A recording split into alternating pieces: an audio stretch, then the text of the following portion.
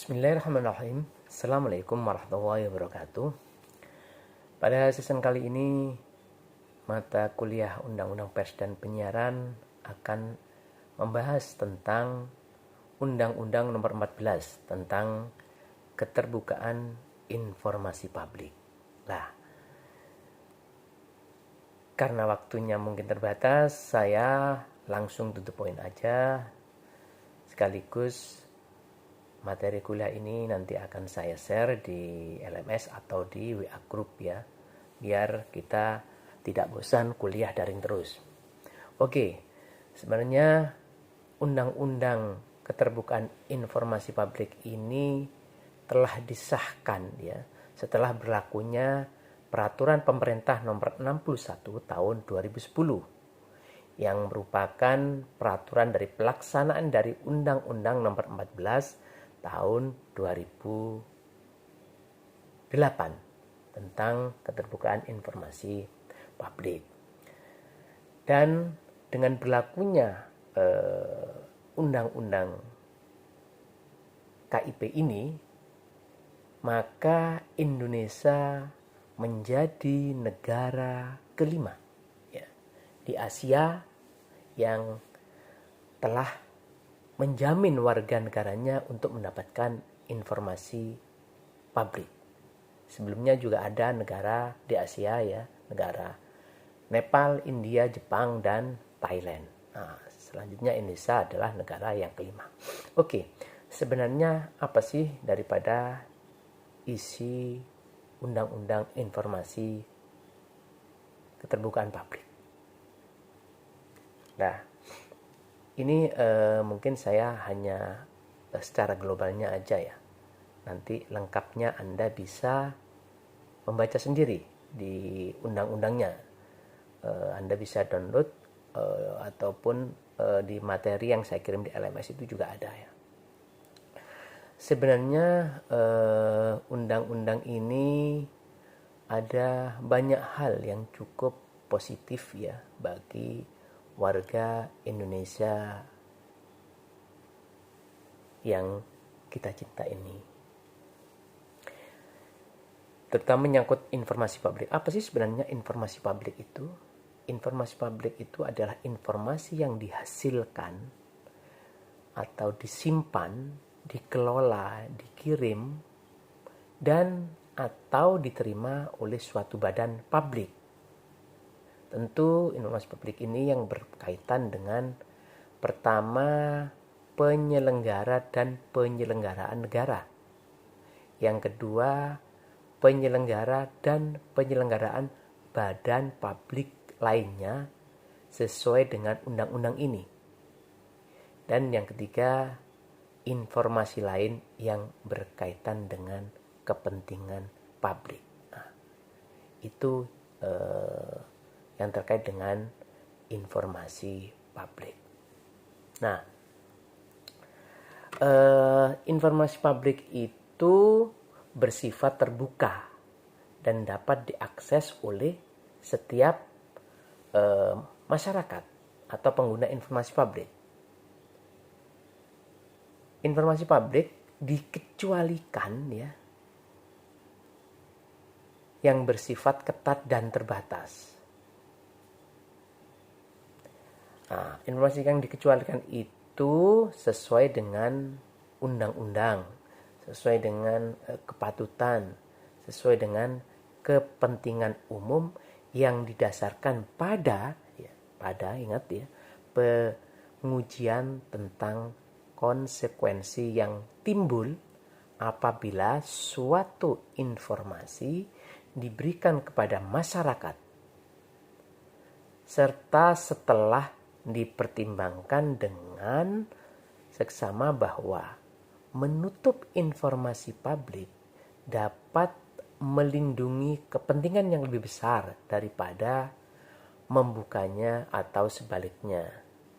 Jadi itu pengecualiannya. Kita bisa menuntut, tetapi juga ada pengecualian yang kita juga tidak bisa meminta dengan seenaknya. Oke. Jadi setiap orang bisa memperoleh ya informasi yang terkait dengan apa yang saya sampaikan tadi.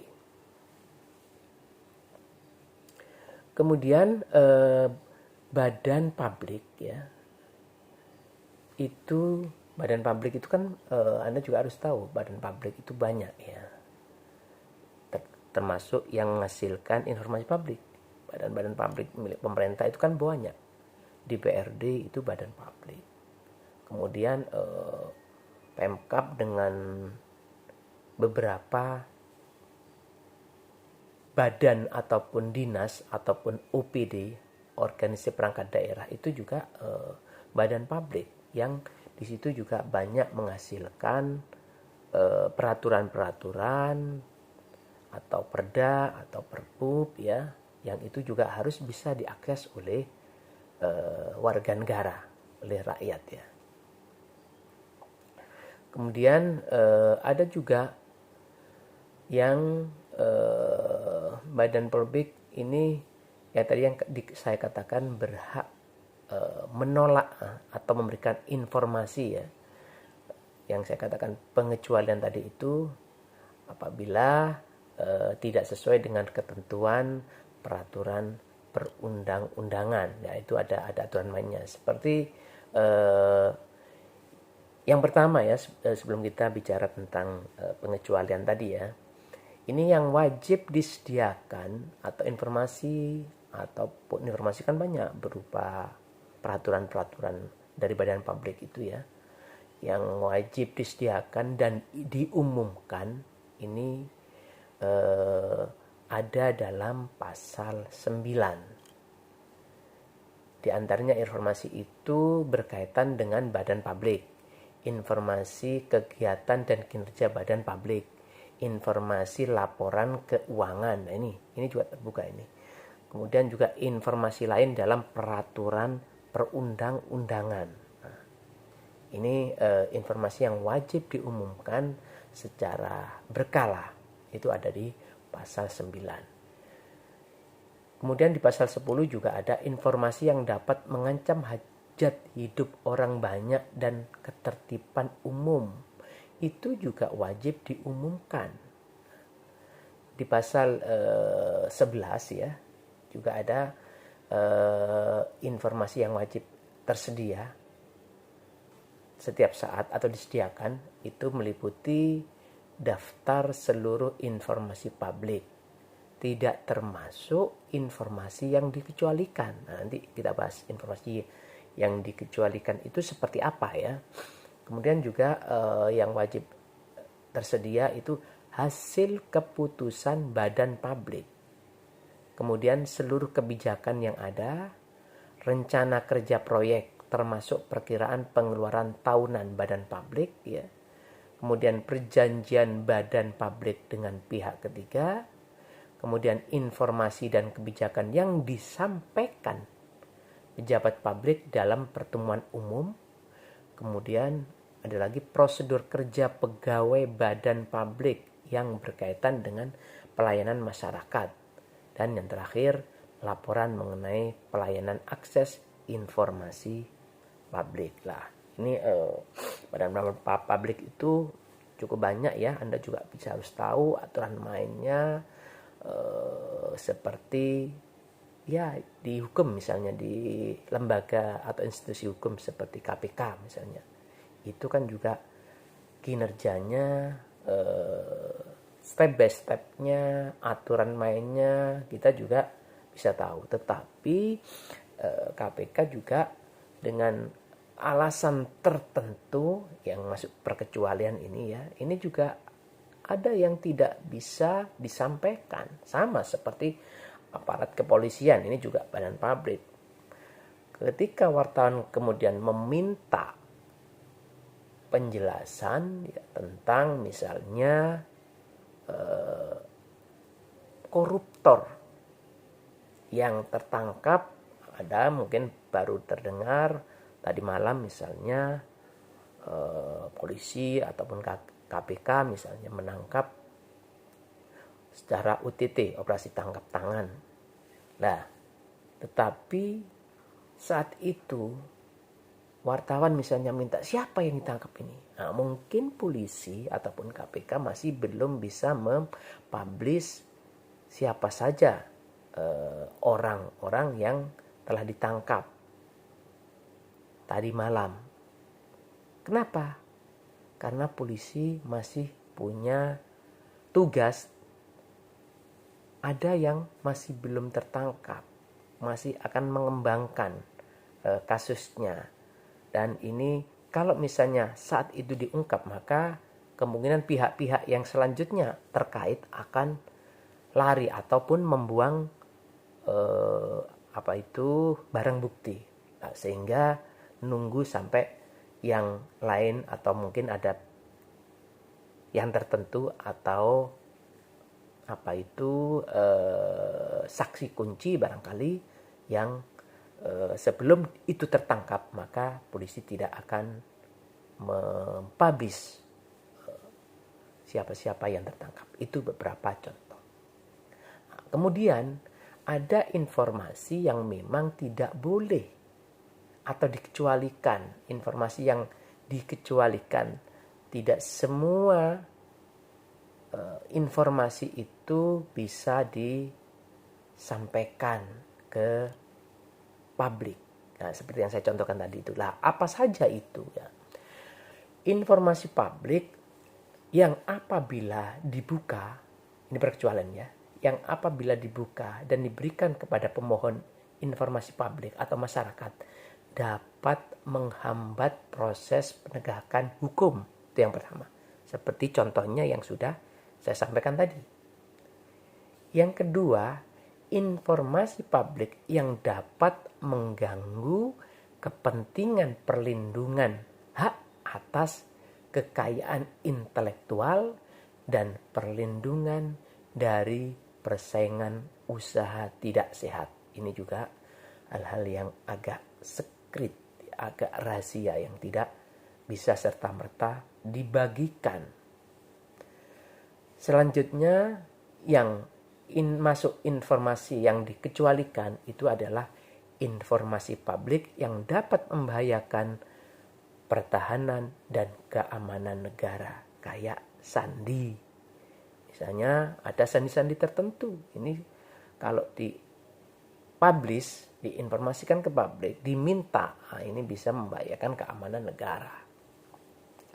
Selanjutnya informasi publik yang dikecualikan juga informasi yang dapat mengungkapkan kekayaan alam Indonesia. Misalnya pemerintah sudah melakukan mitigasi tentang daerah atau di laut ini. Nah, di laut Jawa misalnya bagian utara itu ternyata mengandung minyak yang cukup besar misalnya. Atau kekayaan alam yang lain, mineral yang lain misalnya. Lah, ini sudah dimitigasi, sudah disurvei ya. Nah, seperti ini tidak boleh dipublish. Mungkin ada pihak lain asing ataupun badan usaha yang akhirnya tahu. Sehingga diam-diam dia melakukan eksplorasi misalnya sebelum pemerintah melakukannya atau badan usaha milik pemerintah melakukannya. Lah, ini yang juga tidak boleh expose, dipublish. Karena ini bisa mengganggu ataupun kemungkinan kekayaan alam Indonesia akan dicuri. Selanjutnya yang juga pengecualian adalah informasi publik yang dapat merugikan ketahanan ekonomi nasional. Ya, jelas ini. Juga informasi publik yang merugikan kepentingan hubungan luar negeri. Itu juga tidak boleh. Informasi publik yang mengungkapkan isi akta otentik yang bersifat pribadi dan kemauan terakhir ataupun wasiat seseorang. Nah, orang ini misalnya punya kekayaan alam, punya kekayaan yang melimpah misalnya. Hartanya di sana. Nah, sementara apakah tidak ada ahli warisnya misalnya atau ada sengketa, lah ini juga tidak boleh. Informasinya disampaikan ke publik. Ada juga informasi publik yang dapat mengungkap rahasia pribadi. Jelas ya, rahasia pribadi tidak boleh diungkap, apalagi nantinya juga berdampak negatif atau mengganggu kepentingan umum ataupun mengganggu ke yang lain, ke orang lain. Yang juga tidak boleh itu adalah memorandum atau surat-surat antar badan publik atau intra badan publik yang menurut sifatnya dirahasiakan. Tapi ada kecualian juga, kecuali atas putusan komisi informasi atau pengadilan. Lah, kalau misalnya dalam sengketa ada pihak-pihak yang memang itu berebut atau saling ya menjadi sengketa lah, maka sebelum ada putusan dari komisi informasi atau pengadilan itu tidak boleh dipublish. Karena kalau ada satu pihak yang tahu, maka dia data-data itu akan bisa disalahgunakan. Nah, dan yang terakhir, informasi pengecualian itu adalah informasi yang tidak boleh diungkapkan berdasarkan undang-undang, karena memang dilarang oleh undang-undang.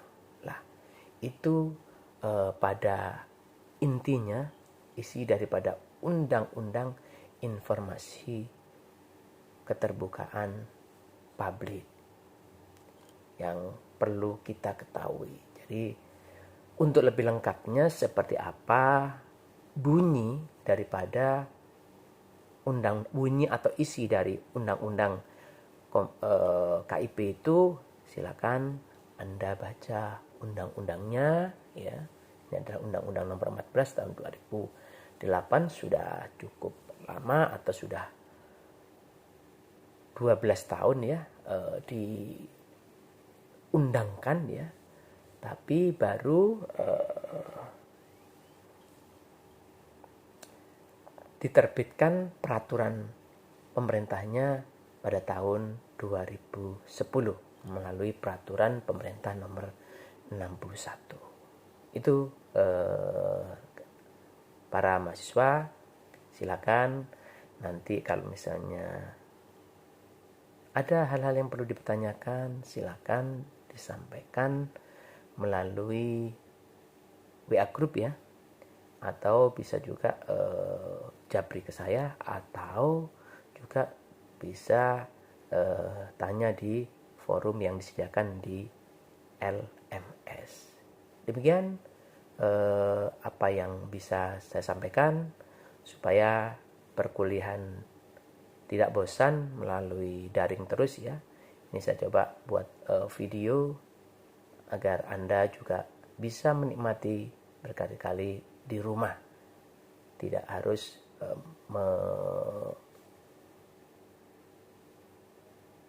ada atau tidak harus ada di depan komputer atau handphone untuk bersama-sama saya mengikuti melalui daring. Itu terima kasih, kurang lebihnya saya mohon maaf. Assalamualaikum warahmatullahi wabarakatuh.